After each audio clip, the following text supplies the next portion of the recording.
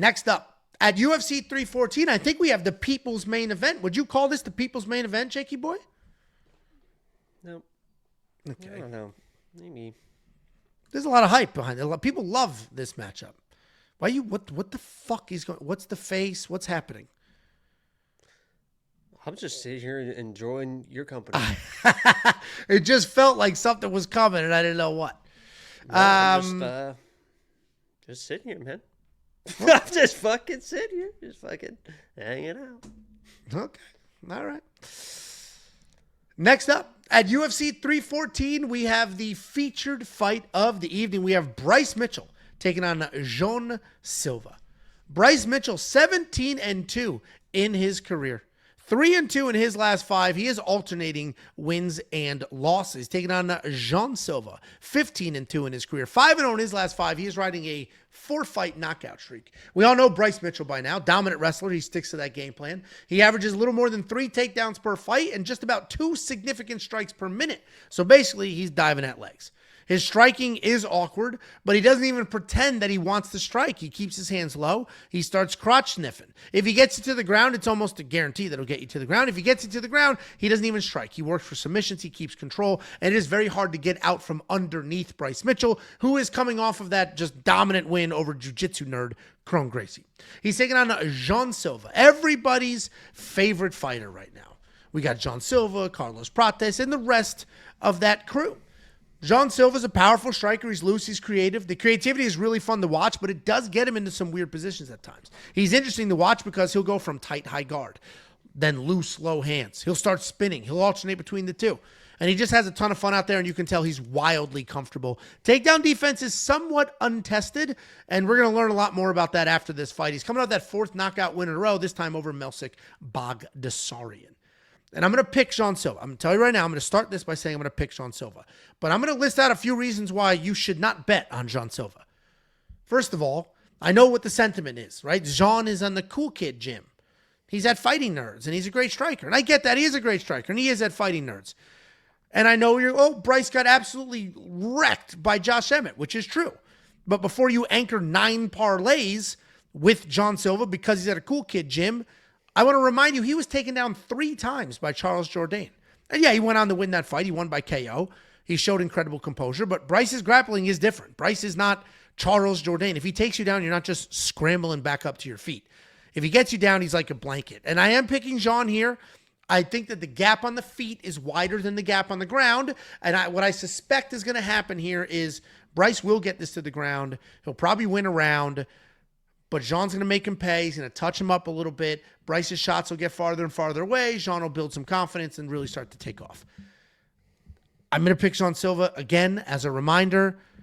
But, man, he was taken down 3 times. 3 times by Charles Jourdain. Charles Jourdain has a 21% takedown accuracy. It's a little nerve-wracking here. What do you think, Jakey boy? Yeah, I've been a little bit back and forth on this. Obviously, João Silva, former lock of the week, right? I mean, I believe in people before everyone else believes in people. He was the underdog against Drew Dober, up in weight, kind of short notice, lock of the week, got it done, no big deal. I love João Silva. João Silva's going to be my pick. I bet on João Silva. But what I'll say is the people that are doing the mental math of just João Silva knocks people out and Bryce Mitchell just got knocked out, so therefore it's just an easy pick. It's a little bit more dynamic than that because Bryce Mitchell, people tried to do that last week with Brito, and me and Angelo both told you about Brito. I mean, I even said it to the point where I was considering Pat Sabatini as my lock of the week. I bet on Pat Sabatini because everyone just assumed, oh, Pat's getting knocked out. Brito knocks people out. Oh, of course, Brito. And you don't even mention the abilities of the other fighter, Pat Sabatini. I said that if he gets his fucking hands on this guy, he's going to the ground, and that dude's not fucking moving. I promise you, that guy's not fucking moving. It took 12 seconds into the fight for Sabatini to get his hands on him, and he went fucking nowhere. A lot of people in this fight are just assuming that João Silva knocks this guy out, forgetting that Bryce Mitchell was the guy that took down Ilya, was controlling Ilya, withstood the striking enough of Ilya Taporia, who also was knocking everybody out, to get to the grappling and took him down, and he didn't fucking go anywhere. Right? So let's be a little bit careful when we're just assuming this is going to be an easy fight. Bryce Mitchell knows how to strike. He's not a clueless striker. A guy that knocked down Edson Barbosa was doing enough against Ilya to get the takedowns. So I bet João Silva because this isn't the Brito fight. Brito is I'm going to overswing and throw that big shot, and I knew those big shots were coming. John Silva is a very patient dude. He's going to wait. He's going to just slowly back you up. He's going to pick his spots, and when he does throw, he is fucking accurate when he throws, and I think he's got a good sense of urgency to get back to his feet even if he gets taken down. He's going to make Bryce work even if he gets a takedown. And on the feet, I think he is going to be a little bit better. But I want to ask you a question, too, because DC said this. John Silva, he's like I think he was breaking down the fight. He said the singles on John Silva should be so easy because he keeps his chin behind his hips when he's standing striking, I think is what you're not supposed to do, right? Like, yeah, you can just rip him out. Yeah, just sit him down on either side. Because he sits back in his stance like this, and he's waiting so he can really get that distance to throw those counters. And when DC he's like, you're not supposed to do that. So technically, the singles should be right there for Bryce Mitchell.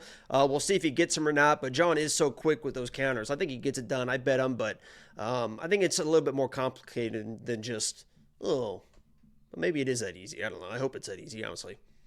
Well, that's why back to the single thing. That's why a wrestling stance is here. You're over to protect the leg, and that's why your hands are out. Hands, head, hips. So yeah, if your legs are forward and your hands and your head and your hips are back, then there's nothing to protect the leg. Listen, you and I seem to be on the same page here. We picked the same guy, and we both raised the flag of the same concerns. It is going to be an interesting fight. I think this is the most compelling fight. Obviously, the main event's very compelling for a lot of reasons, but this one's very compelling because they're both in the prime of their careers. Yeah, Bryce got sparked a couple fights ago, but Josh Emmett, I said this in my quick pick video. I mean, he bounced back great and looked fantastic against one of the more high-level strikers that I've seen in Cron Gracie. I mean, my goodness. And Cron Gracie said that fight would be different, and it was. I take my career seriously now. You fucking nerd. But Bryce Mitchell, I would say pound for pound, punch for punch, punches harder than John Silva. One single punch, Bryce Mitchell or Josh Emmett hits harder than John Silva does. John Silva's just more creative. He's more fluid. He's faster. He's cleaner. But just one punch against the machine, I'd go Josh Emmett. And that's what that was. Bryce Mitchell on short notice just ate one giant punch. That was the loudest punch knockout I've ever heard. I grabbed, actually, let me check what the line is right now. Not too crazy, but I got a little bit ahead. I did grab Bryce Mitchell by points plus 600 because I think there definitely is a world where he's able to get a takedown and control, and John Silva's good enough to stay alive from with the twisters and stuff. And he's definitely not going to get submitted. And Bryce is, definitely going to be like Pat Sabatini was like, I'm not fucking letting Brito up to his feet. Like he was kept in half guard position. He's like, I don't want to get back on the feet. And I think Bryce could do the same thing if he gets the control. Bryce is good enough to hold down pretty much anybody with his wrestling. Yeah, it'll be an interesting fight. And just a reminder, we both picked John Silva. We're just highlighting that this fight's could go in a different direction. I got Bryce Mitchell by points plus 600. It's plus 400 now, but I mean, that felt like a little flyer there. Little flyer that makes some logical sense. Little flyer, little hedge. No, this will be a great fight. I'm looking forward to this matchup, and it'll be interesting to see how it plays out because we have not seen John Silva's takedowns tested yet. We have seen Bryce Mitchell striking tested, and it's going to be a fun matchup. Seems like a great hedge on anything. If you want to load John Silva in parlays, play Bryce Mitchell by points and have yourself a night. Not worry about it. 4-1 odds. Yeah, 4-1 odds right there. Yeah, because Bryce won't be able to finish John. John's submission defense he is at a high level chaining with really good people. So if he gets taken down and smothered, fine, but I don't see him getting submitted. It's going to be a fun fight, and if you want to check out what the artificial intelligence has to say, what the rest of the cappers at We Want Picks have to say, just go to WeWantPicks.com, click Become a Member at the top. You'll unlock every single thing that we do instantly for an entire month. UFC 314, UFC Kansas City, and UFC Des Moines will all be included right now. Couple super chatter-rooskies. Big Tur. Been a premium member for over a year and not stopping anytime soon. Also, Jean Silva, Diego Lopez, Carlos Prates parlay of the year. Carlos Prates is on that next fight card. We appreciate you, Big Tur. Thanks for being here for so long. Big Maple, $6.99 Canadian. Bryce told me Big Ange is flat. I'll take that. I appreciate you, Big Maple. $1.99 from Daniel Andrade. First off, shout out from Virginia. Well, thank you, Daniel, and shout out back. And then this comment, This guy said Angelo has some weird hate for fighting nerds. Literally hates everything good for the sport. I don't hate fighting nerds. What I hate are random narratives that just because somebody goes to that gym, they're great now. People are doing that shit with Myra Bueno Silva went to Fighting Nerds, and that's the worst she's ever looked. Like it's not. When we talk about the fighting nerds, it's that core, the protest, the who's the Ruffy, Kyle Barallo, Silva, that core that started the gym.